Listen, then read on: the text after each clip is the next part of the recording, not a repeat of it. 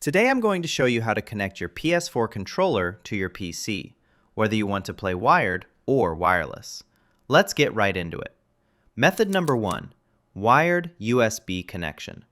The easiest way to connect a PS4 controller to a PC is by using a USB cable. You simply plug the micro USB end into the controller and the USB end into your computer. Windows will automatically detect the controller and install the required drivers. Once connected, the light bar on the controller should turn on, indicating it's ready to use. This method is very stable and works instantly with most Steam games without any extra setup. Method number 2, Bluetooth connection.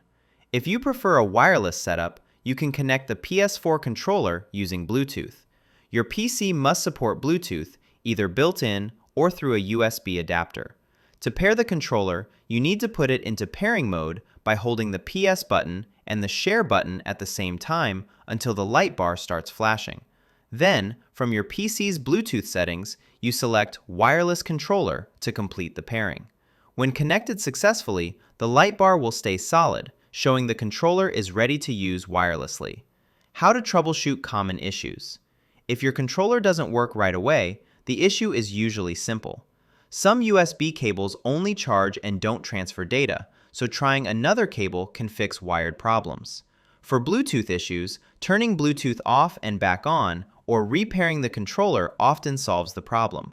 If games don't detect inputs correctly, enabling Steam input or using DS4 Windows usually fixes compatibility issues.